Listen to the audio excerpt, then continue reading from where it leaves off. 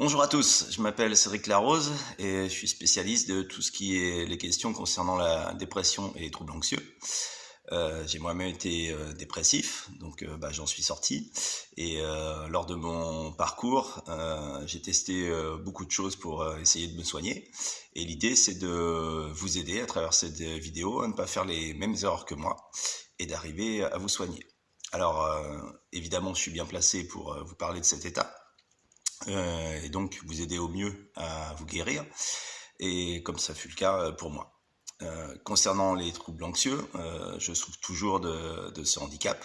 Je pense que c'est quelque chose qui revient à la surface, qui est ancré en nous depuis un bout de temps, et qui revient à la surface, donc les effets sont atténués, mais il faut apprendre à vivre avec, même si c'est moins prononcé du coup dans ma vie de tous les jours. Alors, la première chose à savoir, et qu'il faut bien ancrer dans votre esprit, c'est que la dépression, c'est pas seulement un petit coup de blues. Voilà, c'est vraiment une maladie au sens propre du terme. Donc, les gens considèrent que la dépression, c'est finalement voilà un petit coup de mou, une baisse de morale qu'on peut avoir, mais pas du tout. C'est vraiment comme attraper un virus. C'est certes un peu moins intense au fur et à mesure, mais ça reste un état de fait qui vous tombe dessus, tout simplement, comme ça a pu être le cas pour vous, que ce soit en une fois ou que ça soit installé progressivement. Il s'agit donc bien d'une maladie et c'est considéré comme un dérèglement psychique et neuronal. Les symptômes sont bien connus, hein. Je ne vais pas ici les développer parce que vous les connaissez, vous les vivez certainement au jour le jour, donc vous les connaissez par cœur. Il se peut même que ça touche votre sommeil, donc vous arrivez à mal dormir, vous vous réveillez le matin, vous avez envie de pleurer, vous pleurez sans raison, vous n'avez plus d'énergie, vous êtes tout simplement bref, désespéré et certain que vous n'allez jamais vous en sortir. Alors c'est une réalité, il ne faut pas la nier, même si c'est un état qui, heureusement, peut être traité. Alors évidemment, vous n'allez pas penser ça maintenant, parce que vous n'êtes pas dans cet état, et vous serez même dans le déni total, hein, en vous disant que c'est foutu, qu'il n'y a pas de solution, que vous en sortirez jamais. C'est exactement ce que j'ai ressenti. Cela dit, c'est faux. Alors vous ne le pensez pas maintenant, mais vous verrez avec le recul que c'est la réalité. Si la dépression est jugée modérée, causée par une vie de tous les jours qui tout simplement vous convient pas, vous ne sentez pas, ou si vous ne sentez pas votre place dans ce monde qui est finalement assez incohérent, une meilleure hygiène de vie centrée sur vous-même, de la phytothérapie aussi, qui pourront suffire. Je pense notamment à des plantes comme le rhodiola, ou l'ashwagandha, ou Griffonia simplicica, etc. Ou autres, voilà. Et par contre, faire attention aux interactions qu'ils peuvent avoir avec les antidépresseurs, qui sont dits recapture de sérotonine. Peut y avoir des contre-indications à prendre les deux en même temps. C'est le cas aussi, par exemple, pour la mélisse. Voilà, vous ne pouvez pas prendre de la mélisse en même temps qu'un antidépresseur. Donc, il faut faire attention à ça. Mais votre pharmacien ou votre nutritionniste pourra vous aider par rapport à ça.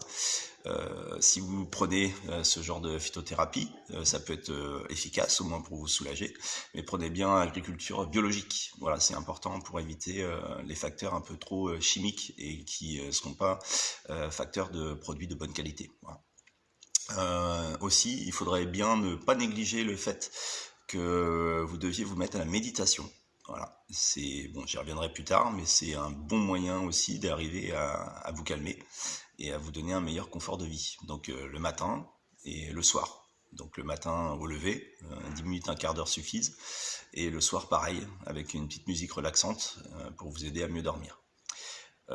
Ensuite, si vous souffrez d'une dépression sévère, il vous faut absolument consulter un psychiatre. Voilà, quoi qu'on puisse vous en dire. Vous ne pouvez pas y échapper, ça c'est clair et net. Un traitement antidépresseur adapté devra être associé aussi à des anxiolytiques, parce que généralement dépression rime avec anxiété. Donc vous devez avoir au moins, même si c'est chimiquement, vous sentir un peu mieux et soulagé pour pouvoir récupérer de l'énergie et continuer à vous soigner.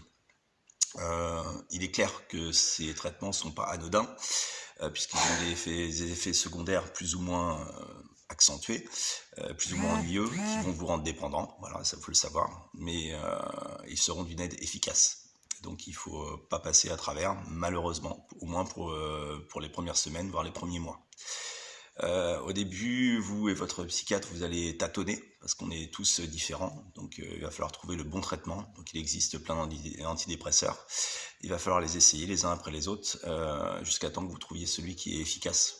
Moi j'en ai testé 6 avant de trouver les 2 qui m'ont convenu et qui m'ont fini par me soigner. Sachez toutefois qu'il va falloir attendre au moins 15 jours avant que ces antidépresseurs fassent effet et que vous sachiez si vous les supportez et si surtout ils vous sont d'une aide particulière, d'accord? Alors il faut faire attention notamment à tout ce qui est de l'ordre des effets secondaires, parce que ça peut être au moins des phénomènes de diarrhée comme sur le système digestif, donc vous pouvez avoir aussi des troubles de la conscience, vous pouvez avoir des vertiges, etc. etc. Donc voilà, c'est ce qui est certainement le plus difficile, savoir trouver le bon, parce qu'il n'y a pas d'antidépresseur universel, et tout dépend aussi de votre plastique neuronale. Voilà, on n'est pas tous égaux par rapport à ça. Donc les médicaments vont devoir être adaptés à votre morphologie et à votre cerveau, tout simplement. Par ailleurs, cet état dépressif est souvent accompagné d'angoisse, plus ou moins forte, ce que je disais tout à l'heure. Donc il faut aussi avoir recours à des anxiolytiques qui vous rendront aussi dépendants. Donc voilà, ça c'est aussi un des effets négatifs. Mais ça vous donnera un confort qui est loin d'être négligeable pour faire face à votre état. Donc inutile d'en rajouter, parce qu'on peut se trouver rapidement dans des états psychologiques qui peuvent mener parfois à l'irréparable, comme la tentative de suicide, ou là tout simplement sans aller jusqu'à la tentative, mais au moins y penser en souhaitant que votre souffrance s'arrête définitivement. Et la première chose auquel on pense, c'est voilà, il faut que ça s'arrête, et un meilleur moyen de s'arrêter, c'est de se suicider. Donc évidemment, c'est pas du tout la solution, j'en suis la preuve vivante, parce que maintenant je suis guéri par rapport à ça. Mais c'est difficile d'être dans un état de souffrance et de ne pas avoir le bout du tunnel. D'où l'intérêt d'avoir ces médicaments pour vous aider. Alors, ne vous faites pas d'illusions, cette dépression va mettre plusieurs mois à se guérir. Voilà. Donc sur les étiquettes ou même sur les sites internet, on vous parle de les prendre de quelques semaines. C'est complètement faux. Voilà, en quelques semaines, c'est pas du tout gérable pour guérir. Donc comptez plutôt en mois. Pour moi, ça a été carrément en années. Voilà, j'ai mis à peu près 5 ans pour m'en sortir. Donc il n'y a pas de recette miracle. La guérison sans médicaments, on peut vous en parler, mais c'est juste une utopie. Votre corps, il est capable de s'auto-guérir, théoriquement, mais on se rend bien compte que c'est un leurre, et sans apport holistique, vous ne pourrez pas vous en sortir. Voilà, clairement. Après, certes, le corps s'adapte aussi, et c'est pas entièrement faux de penser que le corps puisse se satisfaire lui-même pour se guérir. Mais le corps sait ce qui est bon pour lui, c'est une chose, mais le problème c'est qu'il ne vous le dit pas clairement. Voilà, donc ça serait trop simple, mais le corps, et notamment le cerveau, a son fonctionnement interne que vous n'aurez aucune capacité à définir. Donc, médicaments, malheureusement, mais médicaments. Vous allez passer par des moments très difficiles, et il est donc indispensable d'être accompagné médicalement, mais aussi humainement. Voilà, comptez sur vos proches. S'il faut être indulgent aussi avec eux, parce que eux non plus ne savent pas exactement ce que c'est la dépression tant qu'ils l'ont pas vécu, et donc c'est extrêmement difficile pour eux de vous comprendre et surtout de savoir ce qu'il faut faire pour vous accompagner. Cela dit, s'ils vous aiment, ils seront là pour vous soutenir, et vous devez leur expliquer régulièrement dans quel état vous vous trouvez pour qu'ils puissent vous aider au mieux. Mais le travail, il ne faut pas se leurrer, le travail il va essentiellement de vous. Voilà. Alors ça va être une épreuve compliquée, clairement, difficile, et vous allez sans doute être découragé parfois, mais vous finirez par être guéri. Voilà, il faut vraiment être convaincu de ça. Voilà, tout comme moi je suis tombé gravement malade, et c'est un fait, mais j'en suis guéri. Donc à partir de ce moment-là, c'est une réalité. Et pourtant, durant ces 5 années, il y a eu bon nombre de moments où je me suis dit, voilà, c'est mort, c'est fini, je m'en sortirai jamais. Et bien, c'est pas le cas, la preuve aujourd'hui. Autre point, vous devez prendre en compte le fait qu'il n'y a pas forcément de raison évidente à cette dépression. Voilà, il peut y avoir des causes qui sont logique, un stress au travail, de la fatigue, bref, un déclencheur extérieur, mais il se peut aussi que ça soit simplement d'autres facteurs que vous ne maîtrisez pas. Ça peut être tout simplement la fameuse crise de la quarantaine. Ça peut être un dérèglement de la thyroïde, ça peut être aussi génétique, voilà, il faut savoir que la dépression est d'ordre génétique, et ça peut être aussi la résultante de ce que vous avez fait par héritage, par hypersensibilité, par le fait que vous soyez aussi éventuellement à haut potentiel, ce qu'on appelait avant les surdoués, du fait de votre trop grande connexion neuronale, qui fait qu'en fin de compte, au final, vous avez fait chauffer le système au point qu'il explose, d'où la dépression. Quoi qu'il en soit, il y a une question qui va vous tarauder sans cesse, vous allez retourner le problème dans tous les sens, au point que ça va devenir carrément obsessionnel. Mais ça va strictement rien régler. Même si, par chance, vous trouvez la chance de trouver la cause, le fait de trouver la cause ne va pas vous guérir. Voilà, ça va vous rassurer, tout au mieux, mais c'est tout. Donc il va falloir analyser votre vie actuelle et savoir ce qui vous convient et ce qui vous convient pas. Voilà, c'est ça la clé. Trouver ce qui vous détruit peu à peu, et surtout quels sont vos manques. Voilà, surtout dans la dépression et l'anxiété, pardon. C'est essentiellement une notion de manque ou un déséquilibre qu'il peut y avoir dans votre vie. Donc le salut va venir de là aussi, en plus des médicaments. Je vous conseille donc de trouver un bon psychologue avec qui vous aurez un bon contact et qui sera spécialisé dans la psychologie dite cognitive. Voilà, il va falloir adapter votre comportement et faire face à ce qui vous angoisse, faire face à ce qui vous déprime. Ça va être une partie évidemment purement clinique, comme si vous aviez attrapé un virus, mais pas que.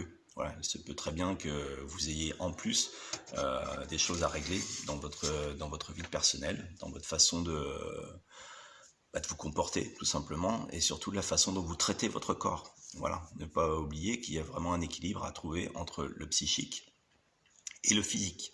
Voilà, pensez un peu plus à vous. Et c'est pas forcément bateau de dire ça, mais c'est une réalité. Voilà, on oublie un peu trop de s'occuper de nous-mêmes. Alors, c'est la même chose pour les angoisses, évidemment, ce qui est souvent le cas quand vous êtes dépressif. Les angoisses peuvent s'expliquer un peu plus facilement que l'état dépressif. Alors, c'est pas forcément évident. Souvent, on ressent l'angoisse sans facteur particulier, sans raison au moins évidente, et on ne sait pas trop d'où ça vient. Et pourtant, on aimerait bien savoir, parce que notre cerveau a envie de comprendre, mais ça réglera pas le problème. Voilà. Donc, je ferai une autre vidéo certainement sur les angoisses en particulier, parce qu'il y a pas mal de recherches qui ont été faites là-dessus, et ça vous permettrait d'avoir un regard un peu différent, et du coup, vous rassurer, sachant que la plupart des angoisses ont pour siège votre cerveau primaire, qui se trouve au niveau de l'amygdale, donc là-dedans, et qui vous envoie des messages qui peuvent être revenus de peur, carrément de peur ancestrale, ou de peur que vous avez pu avoir quand vous étiez enfant.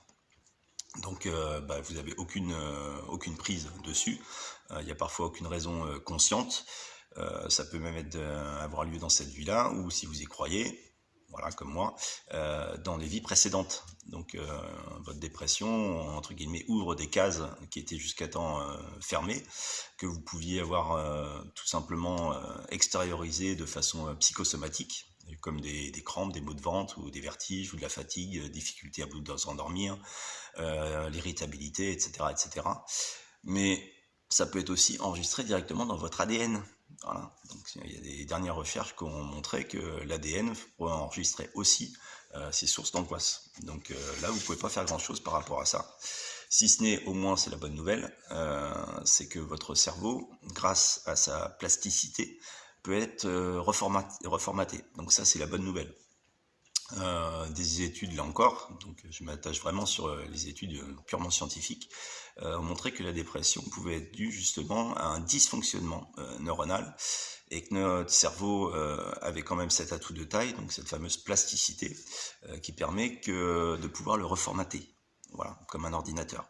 Donc évidemment, ça prend du temps, mais on peut modifier son fonctionnement et modifier ce qu'on appelle les pensées automatiques. C'est-à-dire, en gros, votre cerveau est en pilote automatique, et lorsqu'il se trouve face à des situations plus ou moins conscientes, il donne une réponse qui est une réponse automatique, qui est censée être adaptée à votre situation. Sauf que la situation change, mais les réponses automatiques restent. Donc pour ça, Il y a un moyen très simple, c'est en 4 étapes. La première, vous allez devoir travailler avec votre psychologue sur ces fameuses pensées cognitives. Autrement dit, vous allez devoir modifier vos comportements. Si vous ne changez rien, il n'y a rien qui va se passer, ça c'est clair. Donc vous devez travailler là-dessus. Le deuxième point, vous devez donc prendre, je me répète, un traitement à base de médicaments pour s'occuper de l'aspect holistique de cette maladie. Ils sont essentiels, clairement. Moi, j'ai voulu passer à travers et c'était juste pas possible. Alors, c'est regrettable que cela s'accompagne d'effets secondaires, mais il faut pas croire toutes les incitations qui vous sont faites à consommer des pilules, des tisanes et je ne sais quoi d'autre, anti-stress, etc., qui fleurissent dans nos supermarchés, même les magasins bio. Vous avez aussi des pilules anti-stress, des pilules d'énergie, etc. La seule chose qui va être soulagée, c'est votre porte-monnaie. Voilà. Il faut savoir faire le tri, voilà, clairement. Donc vous renseignez-vous. Il y a plein de sites internet qui sont extrêmement bien faits. Je ne vais pas faire de publicité particulière, mais il y a un site qui s'appelle Mr Ginseng qui vraiment est très très complet sur la plupart des plantes et c'est classé par ordre de symptômes et tout simplement de rayons d'action de certaines plantes. Donc il vous envoie aussi vers des liens d'achat, vers des centrales d'achat qui vendent des produits vraiment de bonne qualité. Donc si vous voulez tester ça, il n'y a pas de souci, vous pouvez y aller. Ensuite, ce qui va vous prendre le plus de temps, vous allez apprendre à méditer. Voilà. Le but de la méditation est de dompter votre cerveau et le forcer à relativiser. Il va falloir apprendre à lâcher prise. Alors c'est un mot qui est très à la mode, qui est très difficile à aborder finalement en termes de sens, mais c'est tout simplement faire en sorte de rééduquer votre cerveau pour qu'il ne soit pas sans arrêt en train de tourner autour du problème, de l'amplifier et de sortir un peu de la réalité. Voilà, il faut que vous considériez que chaque événement a un temps A et un temps B, donc un début et une fin, souvent sous forme de pensée. Sachant que la plupart des pensées qui arrivent dans votre cerveau durent à peine une seconde, mais votre cerveau est focalisé là-dessus. Voilà. Donc à partir de là, c'est évidemment ça qu'il va falloir remettre en cause. Donc on anticipe souvent en négatif ce qui va arriver hypothétiquement, mais l'idée c'est que on croit que l'on peut contrôler ce qui va arriver. Or c'est juste une projection. La seule chose sur laquelle vous avez le contrôle, c'est le moment présent. Voilà. Donc il faut se focaliser sur le moment présent, et pour ça la respiration est extrêmement importante. Vous concentrez sur votre respiration, ce qui vous évite de penser à autre chose, même si les pensées vont passer, mais vous les regardez passer. Voilà. Elles vont passer dans votre cerveau, mais vous restez sur votre concentration de respiration. Voilà. Vous n'y prêtez pas attention, vous ne portez pas de jugement et vous laissez les choses se passer tout simplement. Voilà. Au fur et à mesure, vous allez devenir de plus en plus autonome en termes de méditation et ce sera de plus en plus facile. Et vous pourrez même faire des mini-méditations, tout simplement quand vous sentez l'angoisse ou le côté un peu trop dépressif monter. Et ça vous permettra de vous rester un petit peu plus dans le calme. Dernière étape, donc reformater le cerveau. Alors là, ça passe par un travail neuronal énergétique. Donc je vous encourage à aller dans des instituts qui ont des machines exprès. Voilà, c'est un casque que vous mettez sur les oreilles qui vous envoie des ondes. Parce qu'il faut savoir que le cerveau fonctionne avec 4 ondes, les ondes bêta, alpha, theta et je me souviens plus laquelle, gamma, voilà.